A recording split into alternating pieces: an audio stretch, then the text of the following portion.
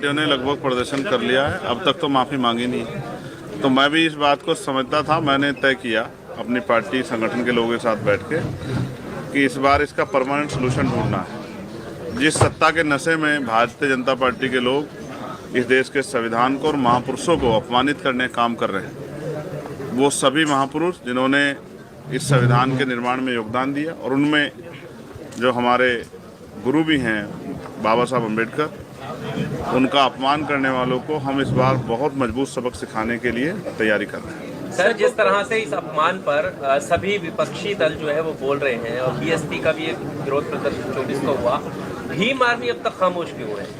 आप अगर ध्यान से देखेंगे तो हर जिले में भीम आर्मी अपना काम कर रही है। आज़ाद समाज पार्टी उस तरह से सामने से पार्टिसिपेट नहीं कर रही, क्योंकि मैंने अभी कई पार्टियों का वो देखा, समय और बहुत सारी चीज़ें लगी लेकिन रिजल्ट जुगा तू रहा।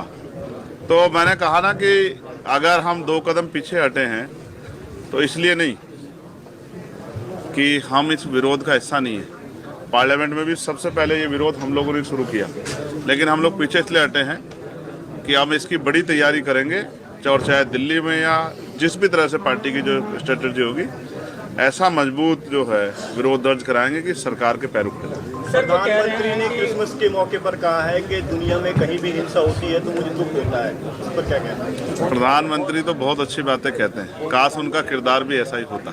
सर, अमित शाह जी ने जिस तरह के हालात हैं इस देश में आज, जिस तरह का जुल्म हो रहा है, जिस तरह से इंस्टीट्यूशन को कुचला जा रहा है, जिस तरह से राइट्स जो है उनका वायलेशन हो रहा है, जिस तरह से, और मुझे आज यहाँ बैठ के कहने में कोई हर्ज नहीं है, जिस तरह से लोगों में भय का माहौल बन गया है, ये हम लोगों के ऊपर भी एक सवालिया निशान है कि हम लोग, हमारा विरोध, हमारा संरक्षण उनमें हिम्मत क्यों नहीं पैदा कर पा रहा। हम अपनी इस कमी को दूर करेंगे और आने वाले कल में एक मजबूत आवाज़ जिस तरह पार्लियामेंट में, उस तरह सड़कों पर भी लाने का काम करेंगे कि सरकारें तानाशाह ना हो, सरकारों के दिमाग खराब ना हो। सर, अमित शाह जी बाद में कह रहे हैं कि वो सपने में ही बाबा साहब का अपमान नहीं कर सकते। अच्छी बात है, होना चाहिए, करना भी नहीं चाहिए, लेकिन जो हो गया उस पर अपना खेद भी प्रकट करना चाहिए। विपक्ष के लोग आ रहे हैं। अब ठीक है, और अमित शाह जी जो कह रहे हैं वो जानते होंगे, वो उनके दिल में है, जो जबान पे आ गया है या वाकई में ही वो सम्मान करते हैं, ये तो आप और मैं बेहतर जानते हैं। इसके लिए उनकी हिस्ट्री पढ़ने की ज़रूरत है,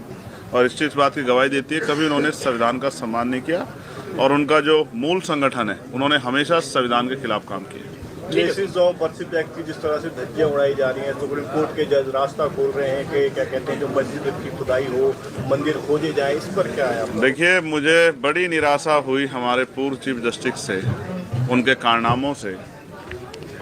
मैंने जैसे कहा, आपने प्राइम मिनिस्टर को लेकर जो सवाल मुझसे पूछा कि प्राइम मिनिस्टर ये कहते हैं मुझे दुख होता, इसी तरह से वो भी बहुत अच्छी मीडिया बाइट्स देते थे हमारे पूर्व चीफ जस्टिस, लेकिन जो बाद में उनके द्वारा किया गया और उनकी निगरानी में जो हुआ, उसका खामियाजा देश भुगत रहा है। तो मैं इस पर बस इतना ही कह सकता हूँ कि पहले तो पार्लियामेंट में वर्शिप एक्ट जो है उसकी जो खामियां है उसमें अमेंडमेंट बिल लाके वो दूर करनी चाहिए। और रही बात सुप्रीम कोर्ट या बहुत सारे इंस्टीट्यूशन, ये देश के हर व्यक्ति की जिम्मेदारी बैठती है कि किसी भी धर्म के साथ अपमानजनक रवैया ना हो, इससे देश कमज़ोर होगा।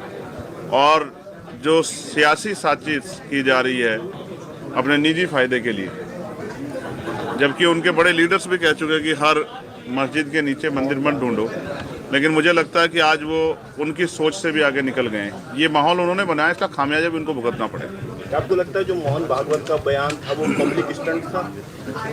जब ये तो वही लोग जानते होंगे कि उनका बयान स्टंट था या वो जो हालात उनके द्वारा पैदा किए गए और आज जो उनसे समझ नहीं रहे हैं, उसके बाद ये बात कह रहे हैं। मगर मैं स्पष्ट तौर पर कहना चाहता हूँ, सिर्फ ये देश बातों से नहीं चलेगा, संविधान के आधार पर चलेगा। और जो इस देश में अल्पसंख्यक समुदाय में जो हमारे मुस्लिम भाई हैं, जैन भाई हैं, सिख भाई हैं, बौद्ध भाई हैं, क्रिश्चियन भाई हैं, उनकी ज़्यादा जिम्मेदारी हम लोगों को आगे बढ़कर उठानी पड़ेगी कि उनके मन में जो भय पैदा हो रहा है वो भय ज़्यादा दिनों तक ना रहे। क्या चंद्रशेखर जी संभल के पीड़ितों से मिलने के लिए जाएंगे? मैंने कल ही इस बात को कहा, मैं बिजनौर में था, कि मैं लगातार परमिशन के लिए अप्लाई कर रहा हूं और वहां का प्रशासन डिनाई कर रहा है। लेकिन जिस दिन मैं वहाँ जाऊँगा तो फिर वहाँ जाने के लिए बहुत लंबी लंबी कतारें लगेंगी, क्योंकि अभी तो सब किसी के मुंह से संबंध नहीं निकल रहा है। कल का अगर आप मेरा प्रेस नोट ब्रीफ सुनोगे तो आपको पता लग जाएगा कि अभी मैं नहीं जा रहा हूँ तो कोई नहीं जा रहा है। जिस दिन मैं जाऊँगा और मुझे परमिशन मिलेगी फिर सब लोग जाएंगे। मैं मीडिया के साथियों के लिए भी चिंता कर रहा हूँ। मैं राजीव साहब अभी चर्चा कर रहे थे कि मीडिया पे जिस तरह की पाबंदियां लग रही और मीडिया अपना काम स्वतंत्र रूप से नहीं कर पा रही है, मुझे मीडिया के साथियों की भी चिंता, क्योंकि कई पत्रकार जेल गए हैं। हमारे मीडिया के साथी भी सरकार पर सवाल करते हुए थोड़ा सा घबराते हैं। लेकिन आप तो अच्छे शानदार पत्रकार हो, आपने तो बहुत सारे सवाल पूछे। तो आप ये समझो कि सरकारें जनता के लिए हैं, जनता सरकारों के चारा बनने के लिए नहीं है। सरकार के हिसाब से देश नहीं चलेगा, देश संविधान के हिसाब चलेगा। और जिनको गलतफहमी है उनके घमंड भी जनता आने वाले समय में तोड़ देगी। संभल में जो पुलिस की कार्रवाई है उसको किस तरीके से देख रहे हैं आप? मैंने कह रहे हैं कि निष्पक्ष कार्य होगा, पत्थरबाजों को बख्शा नहीं जाएगा। वो जो 80-20 की बात करते हैं वही, जिनके एजेंडे में 20% लोग हैं ही नहीं, उनसे क्या उम्मीद कर सकते हो आप? उनकी कथनी करनी में फर्क है, इसीलिए जनता का भरोसा उनके प्रति कम है। और वो लोकसभा में जनता ने वोट की चोट से सबक भी सिखाया, और अहंकार में 400 पार तो नहीं हुए, 240 पर रुक गए। स्वर्ग का रास्ता है तो किसी भी चीज को कहीं पर भी जाने के लिए उसका एक प्रॉपर एड्रेस होता है। स्वर्ग का कोई एड्रेस है, प्रॉपर चीजें हैं वहाँ पर जाने के लिए। अमित शाह तो हमसे मिलेगा, आके यहीं पर मिलेगा। अमित शाह इतना बड़ा नहीं है कि हम उससे जाके मिले, वो आएगा तभी तो उसने सारी इन चीजों को लगा दिया, रेस्ट्रिक्शन लगा दिया, वो खुद डरा पड़ा है। अरे वो संसद में बोलता है, वहाँ पे चुपचाप से मूर्ति हटाता है। हिम्मत है तो बाहर आना, चौड़े में आ, तब तुझे बताते हैं कि अम्बेडकर वाली क्या है। तू चुपचाप करे जा वहाँ पर। नहीं, धमकी क्या है इसमें? धमकी है, वो कुछ भी बोले जाए, वो कुछ भी करे जाए, उसकी छूट है।